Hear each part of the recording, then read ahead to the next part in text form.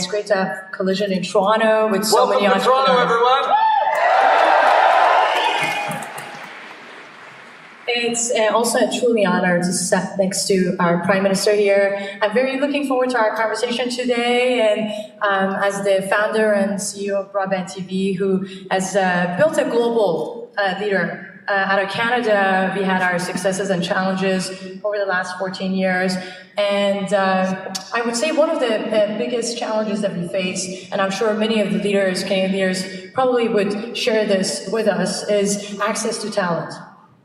And to be able to actually kind of really access high quality talent quickly enough. When you're looking at November, the unemployment rates reached the lowest point, which is great for our economy, but at the same time, obviously it's making it more difficult for us to really access the best talent quickly enough. So I would actually love to hear your thoughts, Prime Minister, in terms of what are your plans in investing in our local talent and increasing the STEAM seats across universities and colleges, so we actually kind of really see greater success across Canada, not just the tech industry, but as a whole across all industries. Well, there's no question that as the world is changing to be more of a knowledge economy, more tech, more innovative, access to talent is going to be at the core of success for businesses, for economies, for entire countries. And that's why Canada, even though we've been a country that has always had great natural resources, and we will continue to, we've always layered onto them innovation and talent on top of it. But that's really come to a head recently as we've determined that the Canadian advantage is in providing extraordinarily well-educated, hardworking, forward-thinking, creative, ambitious Canadians to be part of the global economy. So access to talent obviously comes from immigration, and it comes from training up and educating Canadians right. First of all, on immigration, we've seen we're at a time right now where big countries around the world are closing themselves off a little more to immigration at a time where Canada is realizing that we need to stay open, we need to make sure we're drawing in the best and the brightest from all around the world. So one of the things we did was bring in a global skills strategy. So at the same time as the United States, to give a direct contrast, has made it more difficult to bring in global talent into your businesses, into your companies, we've said, well, you know what? If you're bringing in global talent, you're also creating jobs and opportunities for Canadians. So the global skills strategy gives you 2 weeks. It'll take 2 weeks to bring in top talent from around the world in particular industries. So we know that bringing in great immigration from around the world is a big piece of it. But the flip side of it is making sure that we're giving the right opportunities to Canadians. Investing in research and innovation, boosting post-secondary education, making sure there are more coding programs for elementary and high school kids, making sure that we're ensuring that Canadians see a path for them in the technological, the disrupted future we're part of. There's a lot of anxiety that people are feeling all around the world, and it's coming out in all sorts of different ways, whether it's populism, whether it's nationalism, whether it's protectionism. What we're doing in Canada is making sure that there is room for everyone to succeed, everyone to feel like there's a path forward for them and their kids in technology. And that's why we can be investing in AI the way we are. We can be investing in tech the way we are. And it's not a source of anxiety for Canadians because they're being brought along with it. And that's a key part of making sure that there is the talent that global companies need when they want to set up in Canada, where we have an incredible diversity that allows you to plug back in right around the world. So you touched on global talent stream, and I would say that as a company, 50% of my leadership team, including myself, we're immigrant, first-generation immigrants, and immigration plays a very important role when it comes to growing the tech sector. But at the same time, speaking of global talent streams, a great program, but the categories of occupation is very limited. It's not as broad.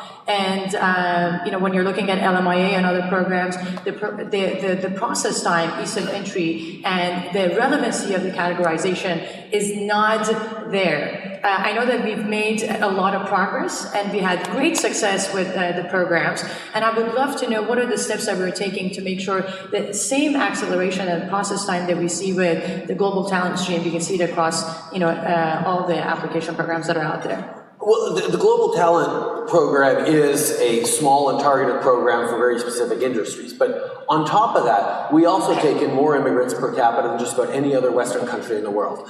We take in about 350,000 immigrants a year, knowing that drawing in people from around the world who want to build their communities, build a better life for themselves, build opportunities for their kids is a key way to grow. Now, we're always looking at ways of facilitating growing our communities, growing our companies, growing our workforce. We're going to always make sure we're doing it in the right way, though. I mean, we need to make sure that we're drawing in people who are going to be able to contribute and grow, and that at the same time, we keep one thing that's really, really precious and unfortunately a little bit rare right now around the world. Canadians remain positive about immigration. As we see anxieties and worries and people closing in around the world, Canadians know that we get more resilient communities, we get better solutions, we get better innovation when we bring in people from all around the world. That's why we are doing well at a time even of anxiety. We've seen the Canadian economy flourish over these past years. We've seen Canadians' confidence increase in their own future. We've seen the lowest unemployment in 40 years, as you pointed out. We've added 1 million jobs to the economy. And the way we've done that is because we've made sure that there is a clear message that there is room for everyone to succeed, and there are investments that make sure that everyone has a path to success. It's when you start seeing those digital divides of people excluded that we get into troubles as communities and as societies. I think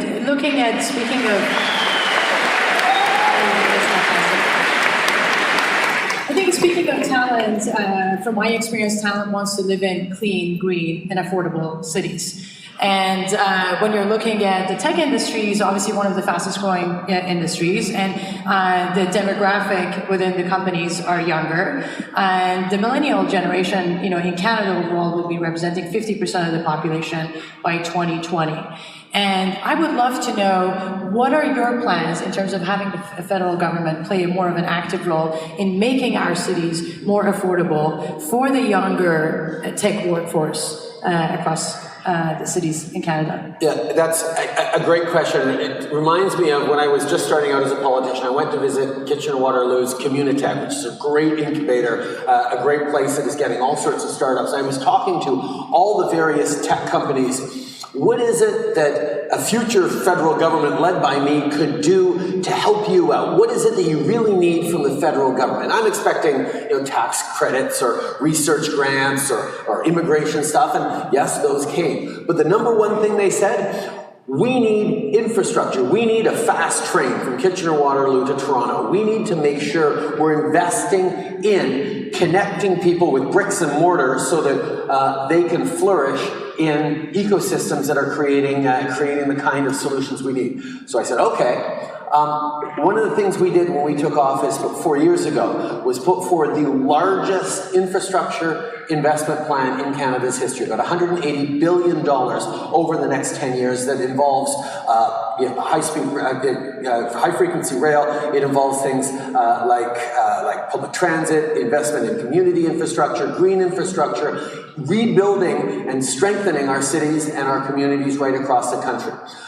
The flip side of that is you talk about affordable. I've spoken with John Tory, the Mayor of Toronto, who is just here, or is here today, a number of times. We see an issue where it's harder and harder for millennials to actually be able to buy their first homes. And they're delaying their entrance into sort of the home ownership equity building phase of their lives. And that's something that we tangibly wanted to turn around. So we created something called the First Time Homebuyers Incentive, which basically is a no-fee, no-interest mortgage. It's going to reduce people's first home purchase mortgage payments by hundreds of dollars a month. So there's tangible things we're doing to make cities more livable. On top of that, we've done things like Smart Cities Challenge to try and spur innovation. And we're investing in the kind of social innovation infrastructure, things like a Canada Child Benefit, things like increasing seniors benefits, Canada Workers Benefit, Canada Training Benefits, the kinds of things that are going to allow people to actually feel like there is room for them to succeed in our communities, in our cities, while we're building a better future. We can't just race forward into the future for a few with the tech brilliance we have in this room and sort of shrug at everyone who's being left behind. You can't do that and be a solid, stable country or society. You need to bring people along, and that's the balancing act and the investments we're making on both sides of that to make sure that everyone can see themselves reflected in a stronger future. Thank you for that. So we all know that funding is a key factor in terms of building companies and scaling businesses. And when I started my business, the landscape was very different, and financing was definitely a challenge. And things have changed significantly since then. You look at 2018, we had $3.7 billion of VC money that was dispersed across Canadian companies, which is great and is a signal for maturity. But at the same time, when you're looking around, in the tech sector at $1 billion plus or $10 billion plus market cap companies, we still have a long way to go, and we need to build a much stronger and healthier ecosystem so we would actually have the next Amazon, Google, and Microsoft built out of Canada. And at the same time, the federal government supports many other industries, through grants, other incentives, tax deferrals, tax credits. Knowing that our industry is growing faster and creating more jobs, how can we have the federal government providing similar benefits and advantages to the tech community? The fact is, no government has ever invested as much in the tech sector, in innovation, in research, as this government over the past 4 years, because we know it is an essential path to the future. Whether it's having invested hundreds of millions of dollars in venture capital frameworks, whether it's making sure that we're investing in research in fundamental science, in things like AI, and we did about $125 million direct for AI right across the country. We've created superclusters, which are hundreds of millions of dollars.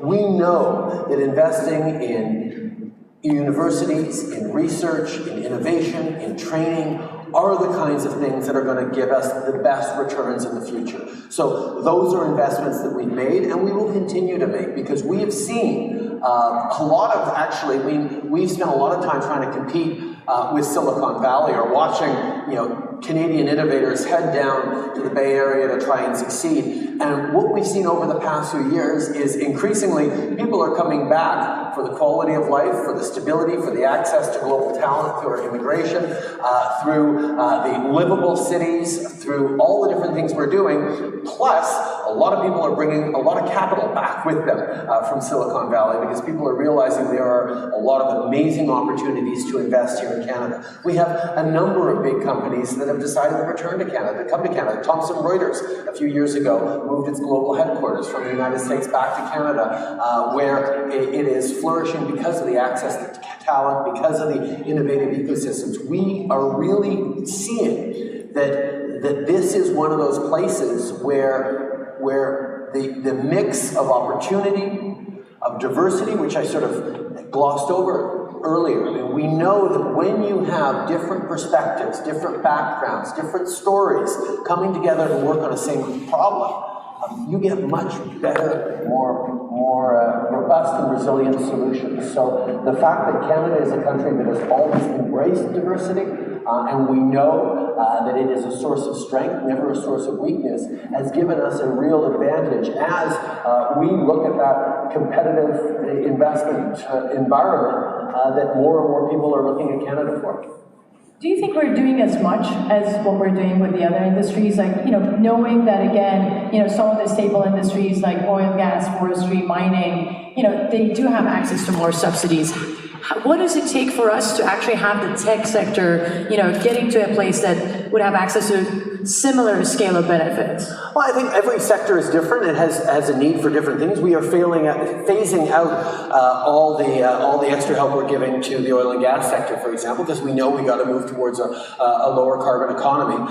So every sector will respond to the needs. And what I hear most clearly from the tech sector in the needs are making sure they have access to capital, making sure they have access to talent, and making sure they have access to procurement opportunities. And those are the kinds of things that we're moving forward quickest on. I have no difficulty having confidence in the tech sector's ability to create success, to generate wealth, to create opportunities. We just need to make sure that the infrastructure is there for you to be able to succeed. So we will always support the tech sector as much as it needs to, recognizing that the impacts of the tech sector go through the entire economy, and therefore the benefits need to be felt throughout the economy as well. You touched on the VC community, and part of it, in terms of the programs that are in place from, VCCI, VCAA, $400 million in terms of, collaboration with the VC community. I want to know what are the steps that, you plan on taking in further bolstering the VC community so we can scale the business and going back to building, much larger, 10 billion market cap businesses. I think we've recognized that one of the really big challenges in Canada is getting from that, $10 million to $100 million size of company. I mean, there's such a tendency now, and not just in Canada, but around the world, to reach that, particular moment and then sell out to a much bigger company and retire.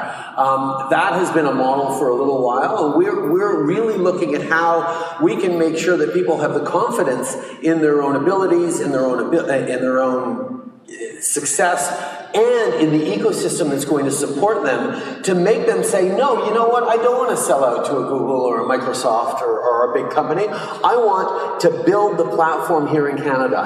That is the path that we're working hardest on right now. And the factors that go into that isn't just the government saying, here's some money, you can now succeed. It is actually creating an environment for you to be able to succeed, where you have that access to talent, where you have that access to global markets. I mean, just in terms of trade, Canada is now the only G7 country with a free trade deal with every other G7 country. We have preferred access to 2/3 of the global GDP right from Canada. Obviously, access down south with the renewed NAFTA that we're in the process of moving forward on, access to Europe with the CETA, the Canada-Europe Free Trade Agreement, and then access to Asia with the CPTPP, and it's continuing to grow. We're going to continue to make sure that Canadian companies have privileged access to the world's markets in a very positive way, because that kind of trade ends up flourishing, benefiting all Canadians. And that's the argument that we've been making, and we've been seeing it happen as our economy is growing faster than many other countries. We've one of the lowest debt to GDP ratios, stable legal system, stable banking system, the kinds of things that people are looking for in a world of uncertainty, Canada is providing and continuing to build on. So speaking of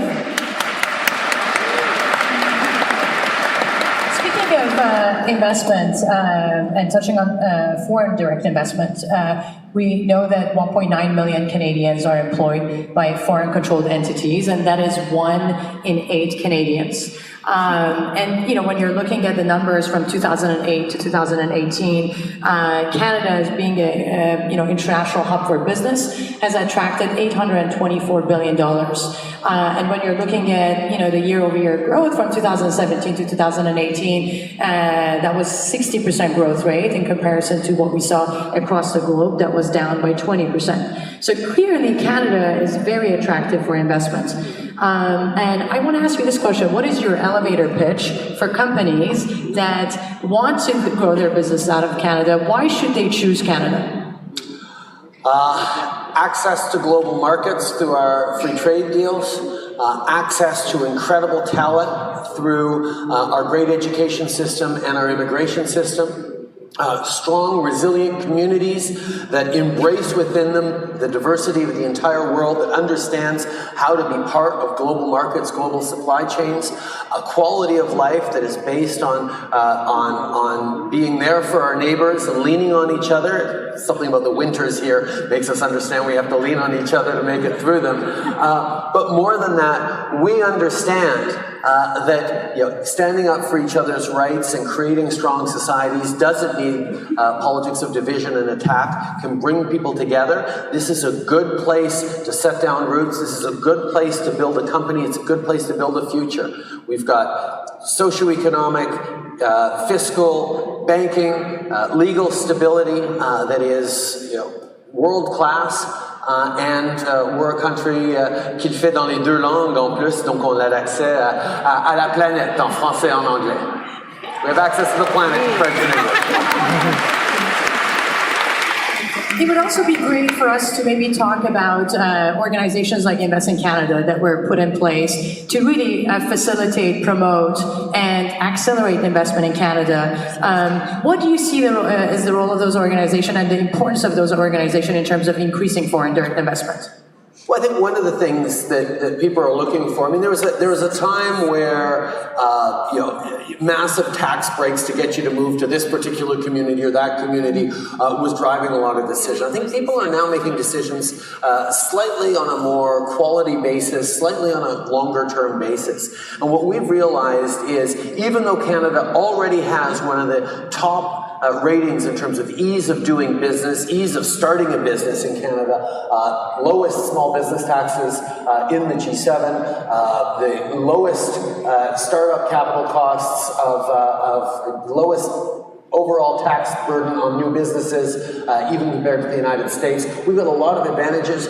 What people often need is a one-stop shop to help them navigate through starting a new business. One-stop shop is going to connect with all the different government agencies, set you up locally, guide you in the process of investing in Canada and creating a new office, a new space. That's what the Invest in Canada Hub is all about. It's about making sure that you have that support, that concierge service, while you are about to invest and draw on the extraordinary Canadian talent that you're looking at harnessing for the future of your company.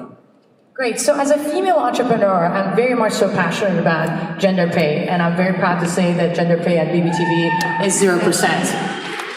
And we know that half of the population of the planet are women, and more than half the women don't have their own income. That is a quarter of the potential workforce that could be contributing to stronger economies. Now, closing the gender pay gap will contribute $28 trillion to global GDP, which is a 26% increase. In Canada, that will have a $150 billion impact by 2026.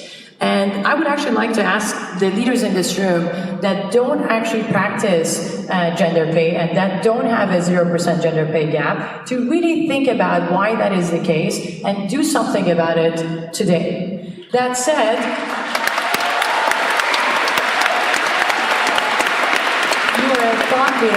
you're a global leader on this issue. Canada is a global leader on this issue, but it seems that it's taking too long for us to really experience significant improvements. What does it take to have men and women get paid equally in Canada? And how can we accelerate the process? We are seeing significant improvements, but you're absolutely right. It's one of those things where even with all the work we've done over the past few years, the pay equity gap in Canada is larger than some countries. You wouldn't think we'd have larger gaps then.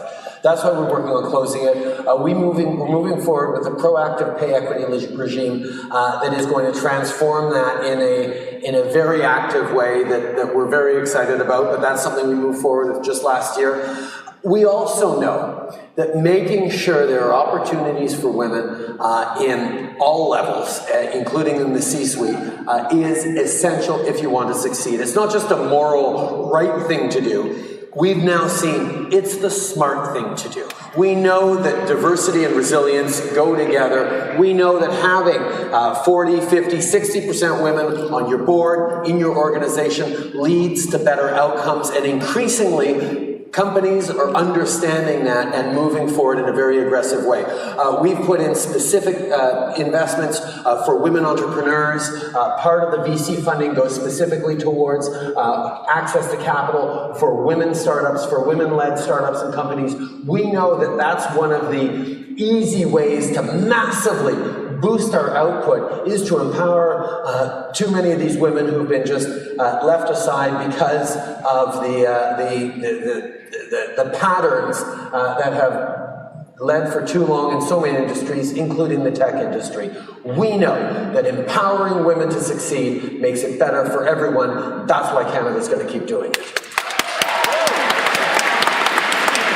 So I know that we don't have much time left. I wanted to finish the conversation by talking about digital trust. I know that you were in Paris last week and you met with other global leaders alongside head of tech companies around discussions with respect to Christchurch, and you unveiled your digital charter focusing on 3 areas, from data ownership, privacy protection, and dissemination of hate online, and that you did say that platforms that do not comply will have a heavy penalty. And as a tech leader, obviously we would love to have clear guidelines, and where we would receive clear guidelines from all the global leaders. And I do believe that a country-specific plan would be very difficult and unrealistic to implement.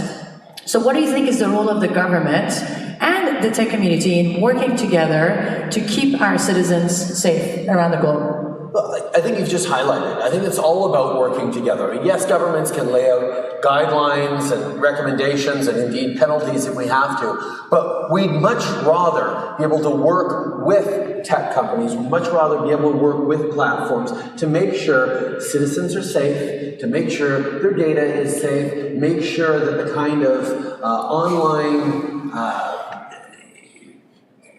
aggression, terrorism, disinformation, nastiness that you wouldn't allow in a public space, you wouldn't allow in a real space, shouldn't be happening when people spend so much more time in virtual spaces. Now, we all know we need to protect freedom of speech, we need to make sure we're protecting people's rights, but we always have to find that balance. We always have to make sure we're protecting rights and keeping people safe at the same time.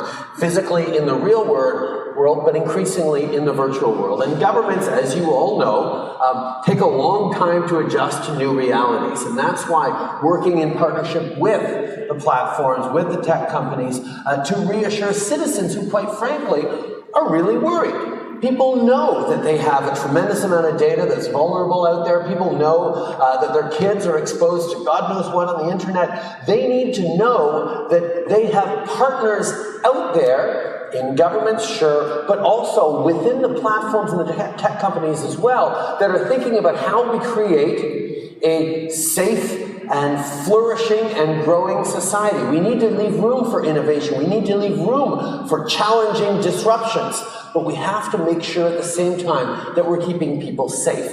And the only way we're going to do that is by having frank and open conversations with the big platforms, with the tech companies, with all of you about how we're going to ensure that the way we move forward into this brave new world of technology and solutions is a way that keeps people safe as we move forward. I'm excited about having these conversations. I've launched some great conversations with a number of big tech leaders, and I know that all of us want to be part of building a better future. That's why we're here. We just have to think about all the different aspects of that better future, and that's something that Canada is going to lead in as well. So we just ran out of time, but I wanted to see if you have any additional thoughts or comments. We covered a range of topics, and it's been great to hear your thoughts on all these topics.